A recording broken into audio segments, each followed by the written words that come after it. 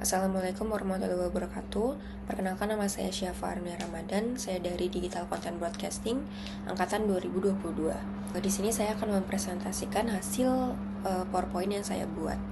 Saya di sini mengambil tema sumber-sumber hukum Islam. Di sini saya akan menjelaskan apa itu sumber hukum Islam. Hukum Islam adalah sistem hukum yang bersumber dari ajaran Islam dan menjadi pedoman bagi umat muslim dalam menjalani kehidupan, baik dalam hal ibadah, muamalah, dan akhlak. Tujuannya yaitu untuk mewujudkan ketertiban, keamanan, dan kebaikan hidup manusia. Sumber hukum dalam Islam yaitu ada 4.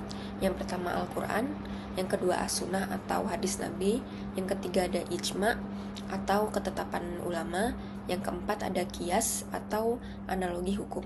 Yang pertama dan paling utama adalah Al-Quran. Al-Quran adalah kitab suci umat Islam yang diturunkan kepada Nabi Muhammad SAW. Di dalamnya terdapat hukum dasar seperti perintah sholat, zakat, larangan riba, dan sebagainya.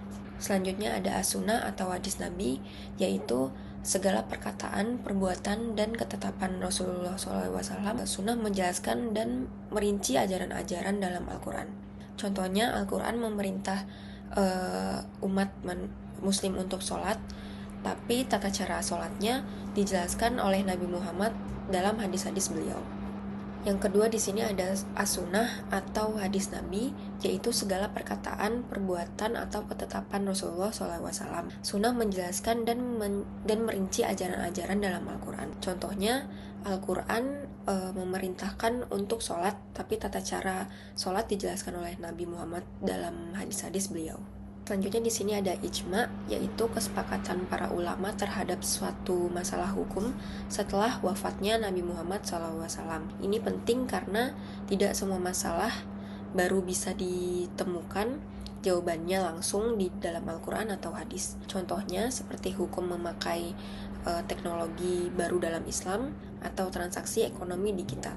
Selanjutnya ada ijma' atau kesepakatan para ulama terhadap suatu masalah hukum setelah wafatnya Nabi Muhammad SAW. Ini penting karena tidak semua masalah baru bisa ditemukan jawabannya langsung di dalam Al-Quran atau hadis. Contohnya seperti hukum memakai teknologi di dalam ibadah atau transaksi ekonomi digital. Akhir ada Qiyas. Qiyas yaitu penetapan hukum terhadap masalah baru dengan cara membandingkannya dengan masalah yang sudah ada sebelumnya karena memiliki lilat atau alasan hukum yang sama. Contohnya, Al-Quran melarang qomar karena memabukkan. Sama juga dengan narkoba yang hukumnya haram karena sama-sama memabukkan dan merusak akal. Selanjutnya, mengapa penting memahami sumber hukum Islam? Yang pertama, untuk memahami Islam secara utuh. Yang kedua, agar tidak salah dalam mengambil keputusan hukum. Yang ketiga, ada hukum Islam relevan sepanjang masa, termasuk di era modern.